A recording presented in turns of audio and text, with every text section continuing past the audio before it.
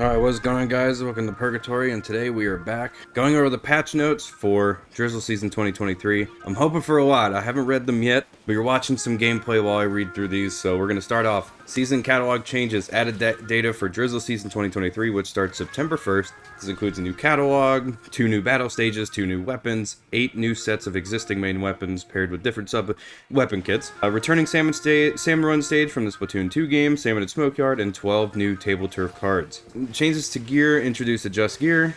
Okay. Changes to multiplayer, added 3 songs that played during battles. 3 songs, okay. Next up says new main weapons have been added, talking about the Dreadringer, a slosher that fires 2 bursts of ink with each swing. By changing the direction while swinging, you can fire ink in 2 directions. Okay.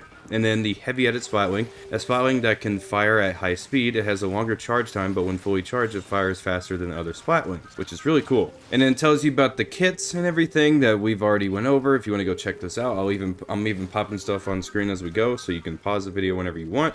Okay, so some specifications for some main weapons have been changed. So for the Splat Brella and Sorella Brella, reduce the recovery time for Brellas lost as a result of being launched or broken from 6.5 seconds to 5.5 seconds. So they buffed it. Okay, it's a small buff. It's a 1 second difference, but it's something. Up next is Undercover Brella. Reduce the recovery time for broken Brellas from 4.5 to 4 seconds. Okay. Undercover Brella, I mean, the shield recovery, I think, is good. It's a step in the right direction for Brellas, but I think it needs more. Reflux 450 is getting a change. Narrowed the spread angle when fired without charging by approximately 30%. Wow, okay. Narrowed the spread angle when fired while charged 1 level by approximately 29%. Wow, okay.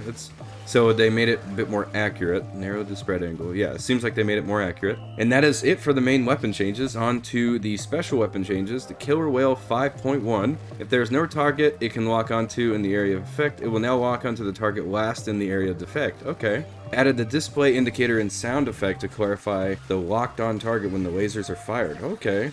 Display and oh wow, okay. They added clarity to the Killer Whale to kind of understand it easier, which is nice. So quality of life really.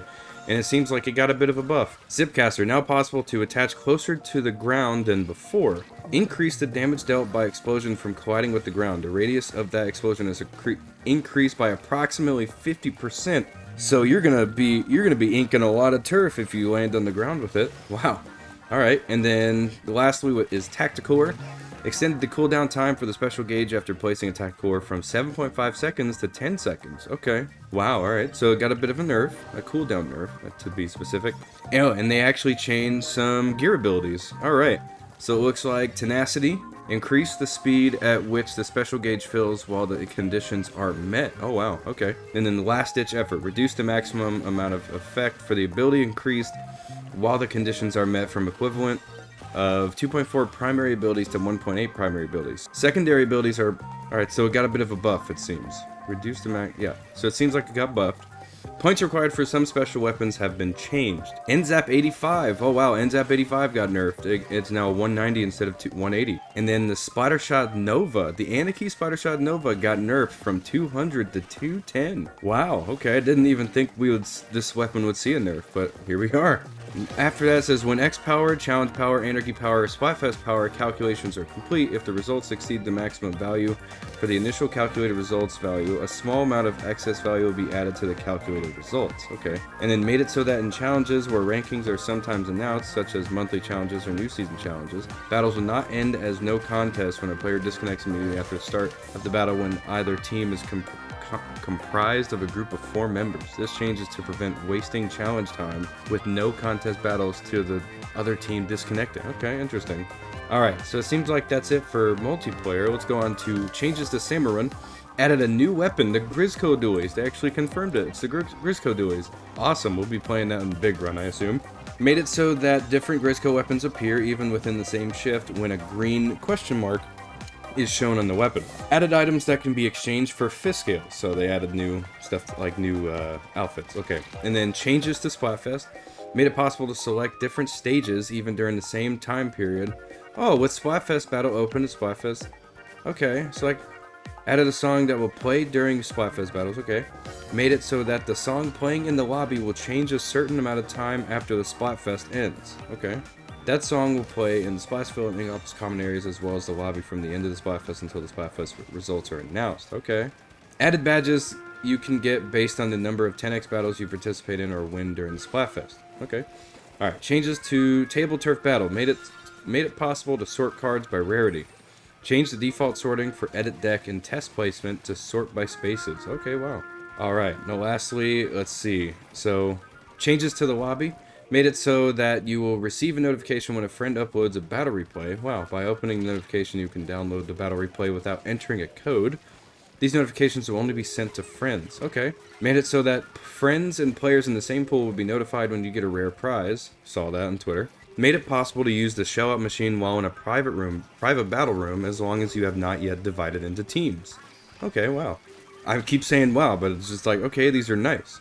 Made it so that when one player begins matchmaking and members have gathered, but there is a communication error, matchmaking is automatically reattempted once, instead of being suspended as a result of the error. That's nice, actually. So if somebody disconnects, it's going to try to reattempt a matchmaking, which is really cool. Other changes. Added approximately 160 decorations and 140 stickers to a Hotlantis. Wow. Added approximately 80 splash tag banners and 400 titles that you can get from the shell out machine. And made it possible to start recon directly from the stages screen on the main menu. Alright, so it seems like that's it for the patch notes, and that's pretty cool. And at the end, they do say this update focuses on adding features for Drizzle Season 2023, which starts in September, and adjusting the balance of battles. For battles, we've added new main weapons, powered up some special weapons, and made adjustments to certain weapons and gear abilities. For special weapons, we've made adjustments to improve usability, and we've improved the Zipcaster in particular to make it easier to use in close quarter fights while active. Our next update is planned for the middle of Drizzle Season 2023 and should primarily focus on balance adjustments. This time they don't say weapon balance. I don't think they did say anything. Yeah, so the last patch said it would primarily focus on further weapon balance adjustments. So this time at the end it does say just balance adjustments in general, which means they could be actually working on things other than weapons. They might actually be working on stages this time around. Who knows? We might get a really big update mid-season just talking about some stage changes. Who knows? It seems a bit weird to do in the middle of the season, but I think it would really make up for the lackluster stuff that came out in the middle of the season. Even though 160 decorations and 140 stickers to Hotlantis, now you can actually go into the store and have buy things that you don't have, because they're all going to be brand new. Same thing with the 80 splash tags and 400 titles. You can now get more stuff out of the shell out machine rather than seeing just the same ticket from here and there, which is cool, and I'm really happy about that. I do wish they at least added some splash tags and titles to the catalog, especially if they're new. I don't know if these are going to be like new ones. They seem new from what the tweet said, but I think that's like my only piece of feedback so far to this is just take some of those splash tag banners or the 400 titles, maybe even some of those stickers, and just put them in the catalog. I don't know why we still had to do repeat catalog stuff. It still kind of doesn't make sense to me. That's my only criticism with the season so far. But it's still cool. I welcome any and all new stuff. Any new additions, especially the sheer amount of stuff that they're putting within this season in terms of more shell out machine stuff in Hotlantis. So again, they do have their bug fixes. We will not read them all out, but I will again link these patch notes in the description below so you can read the rest for yourself. It seems like they're fixing issues on a lot of maps this time around. They did further fixes to they did further fixes to controls and whatnot, so it seems like this might be a pretty good season so far. Yeah, it looks like they patched a lot of the stuff in the maps, which is cool. Again, if you want to go read those, that'll be in the script. The patch notes will be linked in the description below. But I hope you guys did enjoy this video. If you did, make sure to leave a like. If you did, make sure to subscribe if you're brand new to the channel, and let me know down in the comment section below, what was your highlight of the patch notes? I think Zipcaster getting a buff and Reflux getting a buff are actually really good balance changes that we needed to see. And Killer Whale with the clarity is really cool. I think these patch notes are pretty decent, especially for a new season. It seems like they're actually, putting a good amount of stuff in, especially adding 3 songs. It seems like the same amount of stuff we're getting, especially, Salmon Run's probably getting a lot more stuff than we thought, which is good, which is fantastic, because Grizzco Dualies, I'm excited to try to use those. Thank you guys again so much for watching. I love you all. Have an absolutely fantastic day.